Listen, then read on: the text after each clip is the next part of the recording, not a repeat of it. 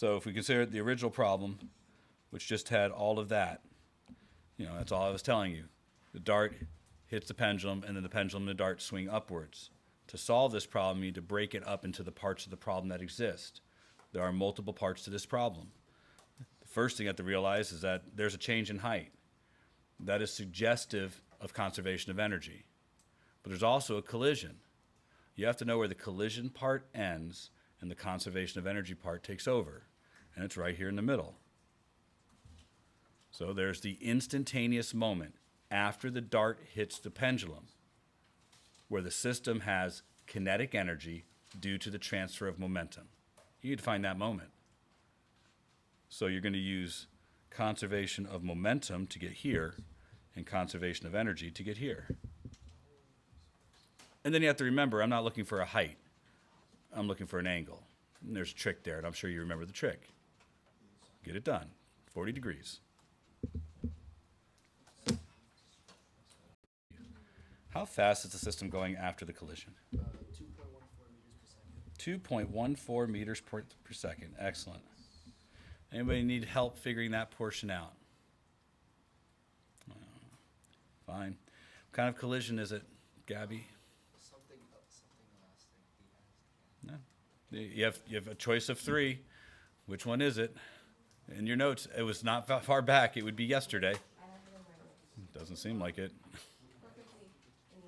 All right, so if it's a perfectly inelastic collision, what's conserved? The momentum before. What has momentum before the collision? The dart. So the dart, 0.25 kilograms times its velocity of 15 meters per second is the momentum of the system. Not just before, it's the momentum of the system before and after the collision.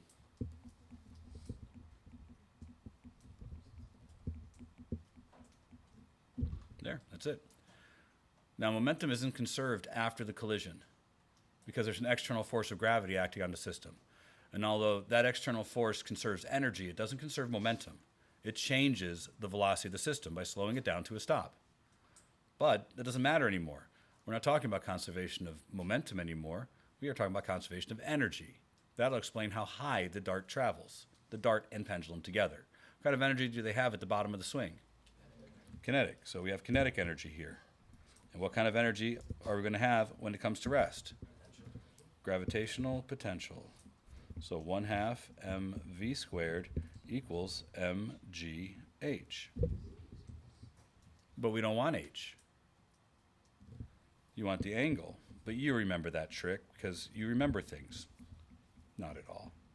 You guys don't remember much. Don't know how the old man remembers things and you guys don't, but he does. He remembers things. Yeah. Can't you also solve it by just solving for h and then doing trigonometry for the angle? This is the trigonometry.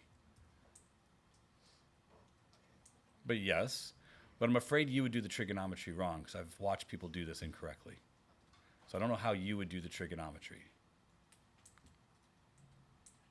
I'm not being facetious. I think, do you know how we got that L times 1 minus cosine theta? Yeah. Okay. I just think it's not worth the time you're going to lose on the test to have to figure out the trig, knowing that this is going to be the result anyways, because this is figuring out the trig. Does that make sense? Yeah. It's just worth memorizing. Don't ask these questions haphazardly. So let's consider either of these questions, whether the dart bounces off or passes through, how it would affect the angle. You need to have a reason why you chose. You guys just jump at answers because you think they are right. There is a physical explanation for what's going to happen. A reason why one would be better or different than the other. So pick one of them to talk about. Do you want to talk about the one where it passes through or the one where it bounces off? All right, we'll talk about the one where it bounces off. Consider a simple idea I talked to you about yesterday that has complex repercussions. There's a change in momentum of the dart, right? The dart slowed down. There's a change in momentum of the pendulum. The pendulum sped up. They have to be equal and opposite because they're both impulse. So the impulse experienced by the dart has to be the same as the impulse experienced by the pendulum. Agreed? I want to say that first because if it's a bigger impulse experienced by the dart, it'll be a bigger impulse experienced by the pendulum. In your explanation, you have to talk about that kind of stuff. You can't just talk about the dart because I asked what happened to the pendulum. Understand? So your explanation needs to cover why the change in momentum is the same for both the dart and the pendulum. Newton's third law. So now that we've established that, what's a bigger change in momentum? Slowing something down, which is when the dart sticks to the pendulum. That's slowing it down. Or stopping it, turning it around, and sending it back. What's a bigger change in momentum? That must be a bigger impulse then. And if that's a bigger impulse, bouncing off, then that means the pendulum must go higher. You said the reverse. Obviously, passing through is even smaller change in momentum. So therefore, that would make the angle even smaller. So passing through, angle smaller. Bouncing off, angle bigger. Reasonable explanations, right? And anybody in AP1, we did that exact question last year. So, ready for the next one? I'm ready to talk about the next one. I got a lot of these. Yeah. This one's my favorite. Actually, it's not my favorite, but it really flummoxed first period. So you gotta like that. And generally, first period does pretty good on stuff. But boy, they were unhappy.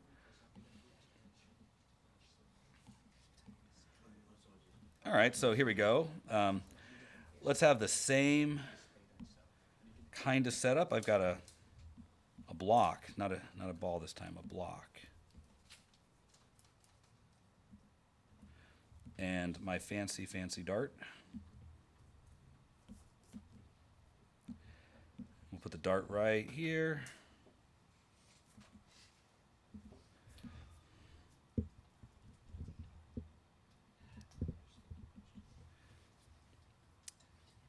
I would like to know how fast the dart must be going. Assuming the dart has a mass of 0.5 kilograms and the block is, say, 1.5 kilograms. How fast must the dart be traveling so that the dart and block together can pass through the loop without losing contact? Let's assume that the loop has a radius of 30 centimeters. Again, dart hits block, sticks to block. Block and dart together go through this loop. How fast must the dart be going so the dart and block together can make it through the loop without losing contact? Let's take it easy on you and say there's no friction. Like I said, folks, this isn't necessarily about getting the answer, although I think it's around 15 meters per second. Let's talk about what you have to do here first. Okay? The very first thing you have to do is figure out the speed at the top. So consider the box here. When the box is here, how many forces are acting on it? Now, those two forces are working together to turn the box as it travels through the loop. This net force has to equal mv squared over r. So normal plus mg, and yeah, we've done this so many times. I don't have a whole lot of, I'm gonna say this mean, but I don't care. I don't have a whole lot of patience for not remembering this. Okay? So it looks to me like v squared is going to equal gr when the normal force goes to 0. This is the minimum speed necessary to make it through the loop. What? The dart's there. I just don't need to draw it every time. I think we're okay with that. Do you need the picture of the dart on there to make it real? Oh, don't worry. I mean, it's not so hard. I can do a little copy and pasting here. I'm okay with it. You know, I want to make you happy. And that's my goal here, you know. So we'll take some class time for this. This is good. There you go.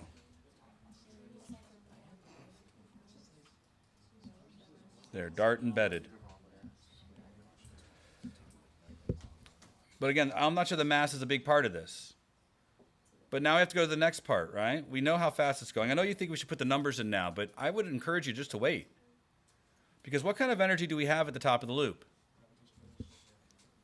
There will be gravitational, potential energy, and kinetic. It has to have both. Correct? And if it were me, consider At the top, that's going to be mg times 2r, right? 2 times the radius. That's how high we are. And kinetic energy is 1/2 mv squared. V squared. Right? Sometimes it might be easier not to put the numbers in for a while. Now you add that together and you get what, 5/2 mgr? Now, the system has kinetic energy at the bottom of the loop and only kinetic energy at the bottom of the loop. So if we consider when the box is here, all the energy is in the form of kinetic, right? So this has to equal the 1/2 mv squared down there. Correct? So this equals 5/2 mgr. Cancel the m's, cancel the 2's, and it looks to me like v squared equals 5gr. Now might be a good time to figure out what the velocity is.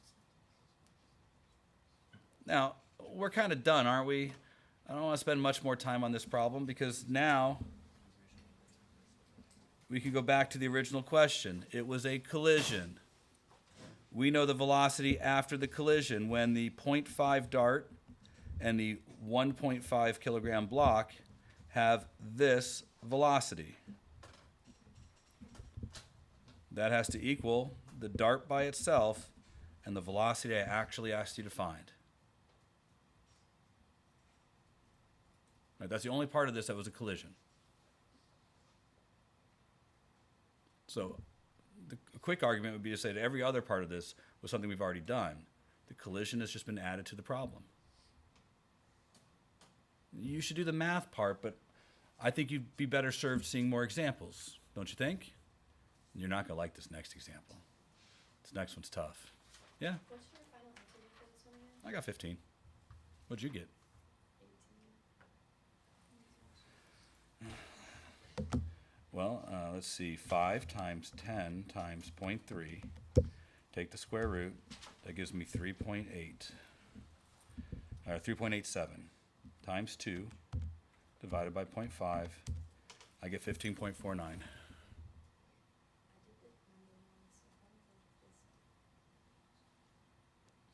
I'm doing it number-wise. What do you mean? I didn't substitute 5GR. Like, I solved each individual part for the radical, like, for each radical, and then I plugged that number in. Okay. I don't know what to tell you. No, I know. I'm just curious if mine, like, You got 19? around our That's too big of variance. I think there's a mistake somewhere. So again, I have a sled on like a slick surface, but the sled itself doesn't have a slick top. It has a rough top with a coefficient of friction of 0.5. I chuck the box on top of the sled at 3 meters per second. The box slides with respect to the sled, but the box and sled eventually come to the same speed. What is the speed of the box and sled when the box comes to rest with respect to the sled? That's the easy question. The hard question is to figure out how far along the top of the sled the box slides. That's a hard question. So I'll ask the two questions again. What is the final mutual speed?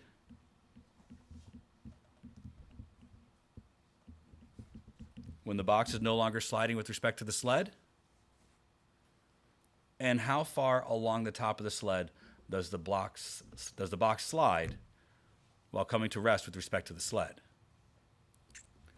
Now, a lot of people in my other class had a difficult time visualizing this, so let me help with that.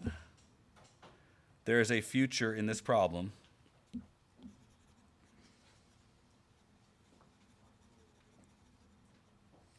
where the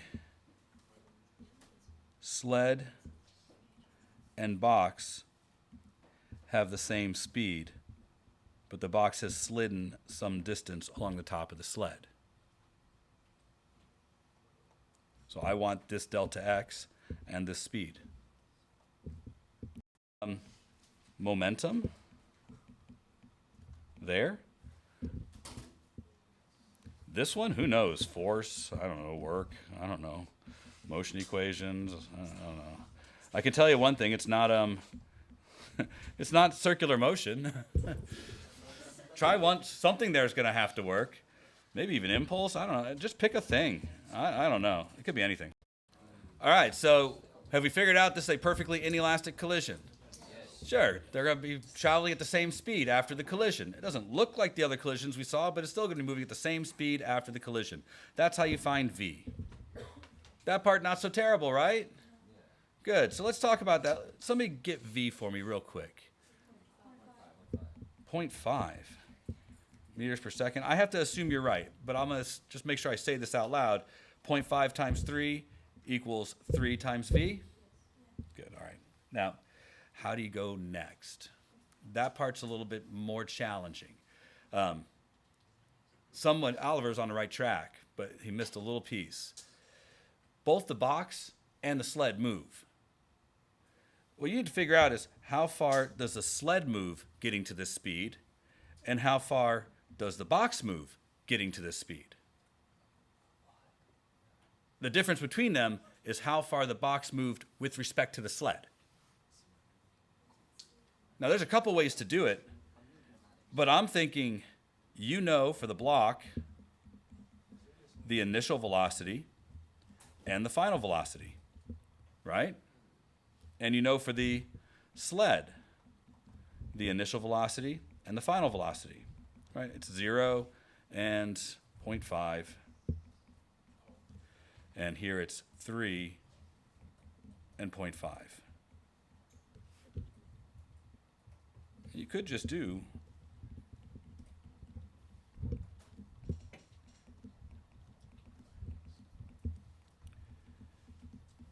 you need both delta x's.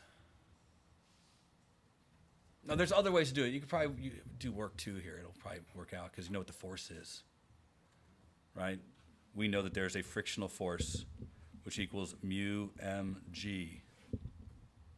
It's the frictional force that does work on the box, and the frictional force does work on the block, but they don't do it for the same distance.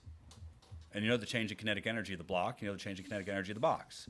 So you could use the work energy formula. That would give you a distance. You could also use impulse. It's the same force that acts on both.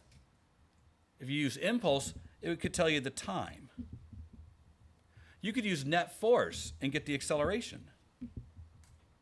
But work energy will get you directly to delta x. But you have to find both delta x's. But you know the force, right? This is a Newton's third law force. So it is the same force that is slowing the box down that is speeding the sled up. Want to see another one? I got another one. Yeah, jolly. So jolly. Well, I have so many options when it comes to what I want to do for your final exam. Or for just Friday's test. So many different things we could do. I don't know yet. I haven't had a chance. My principal has not answered me. One way or the other, though, you're taking an exam. Hey, remember that dart?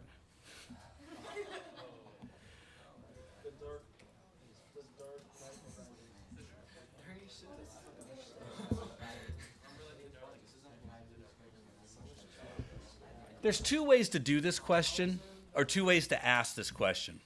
One way to ask this question is, of course, friction or not friction, doesn't matter. I could ask this question quite easily by just saying, all right, this is up against some backstop. There we go. They're up against the backstop. And so how far is the spring compressed? What's the maximum compression of the spring? That one's okay. And that question's got physics in it, but that seems like it's too pedestrian for the likes of you guys. So if you take this away and the system can slide, that means both boxes get to move at once. Now what is the maximum compression of the spring? That's a good one. I like that one. That one's got some stuff in it.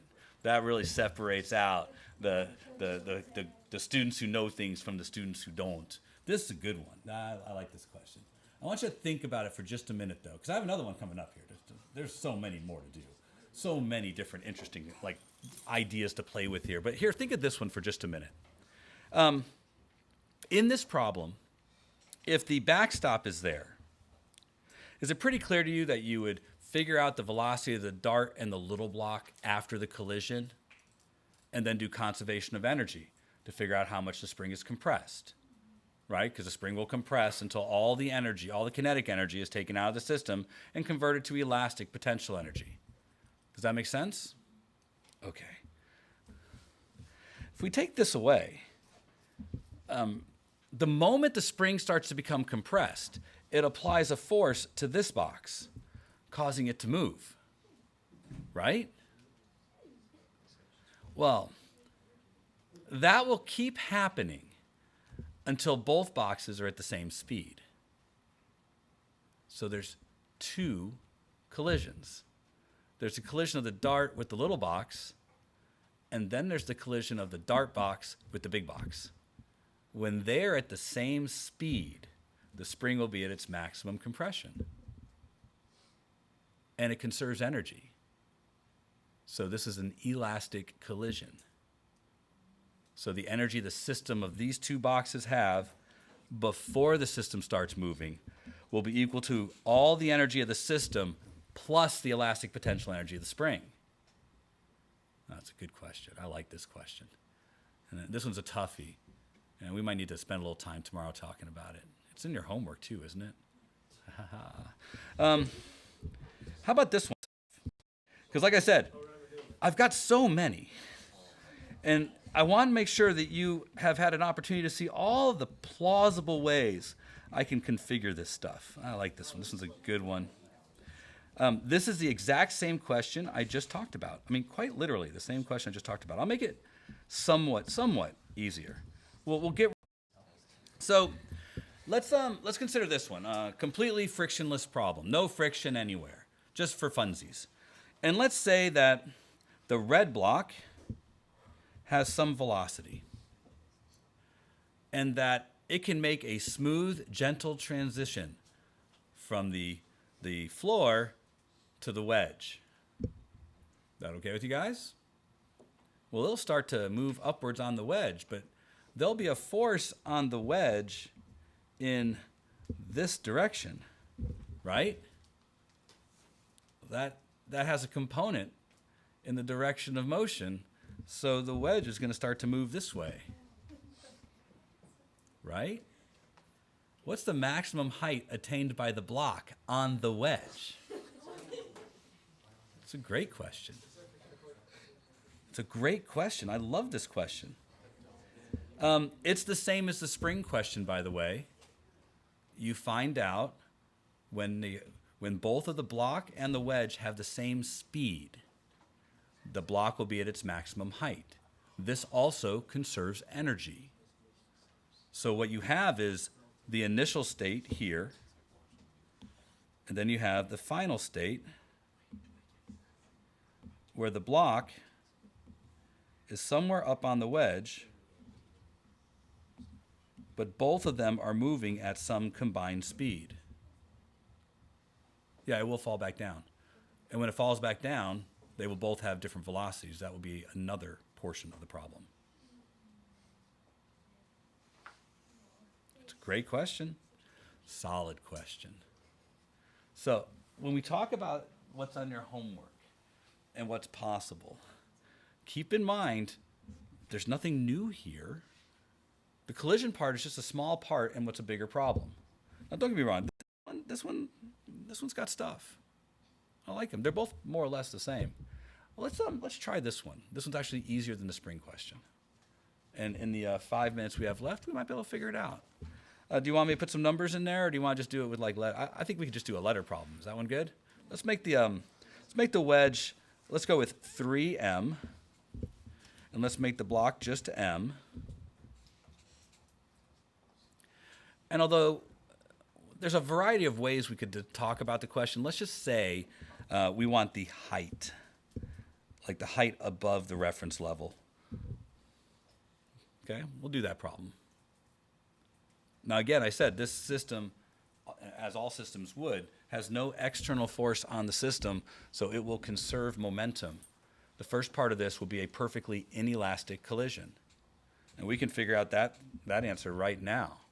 How fast is the block and wedge traveling when the block is at its maximum height? That is when the block and wedge have the same speed. So let's do that right now. The only thing with momentum before the collision is the block, but after the collision, the block and the wedge are both moving. That looks like the final speed of the system is 1/4 the speed of the block. Does that make sense? Okay. But like I said, this system conserves energy because there's no energy lost to outside forces. So the kinetic energy the block has here has to be equal to the kinetic and potential energy of the system here. Right, both the block and wedge have kinetic energy because they're both moving, but the block also has potential energy because it's lifted above the baseline. But they have to be equal. So let's work that part out.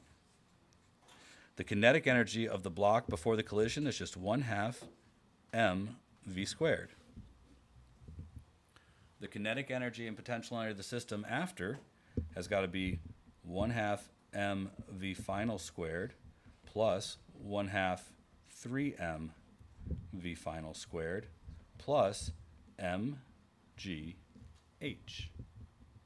This is the block's potential energy. This is the wedge's kinetic energy. This is the block's kinetic energy. Do we all see that okay? Ready to put it together? I'm ready to put it together. So 1/2 mv squared equals 1/2 m 1/4 v squared plus 1/2 3m 1/4 v squared plus mgh. All the m's go away. Agreed? Is that good for you guys? And I mean, we can multiply by 2 if you want, just to kind of make it a little easier. Not sure if it does, but let's just do that. We'll multiply by 2, and we'll get rid of all the m's. That puts a 2 right there. And now I have v squared equals 1/8 v squared plus 3/8 v squared plus 2gh.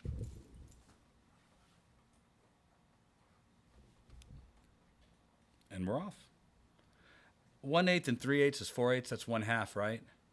Subtract the 1/2 from both sides, and we get 1/2 v squared here equals 2gh. That's it. So h equals, looks like v squared over 4g. Yep. Oh, that's 16ths. Wow, thank you for doing my math for me. These are not 8s, these are 16s.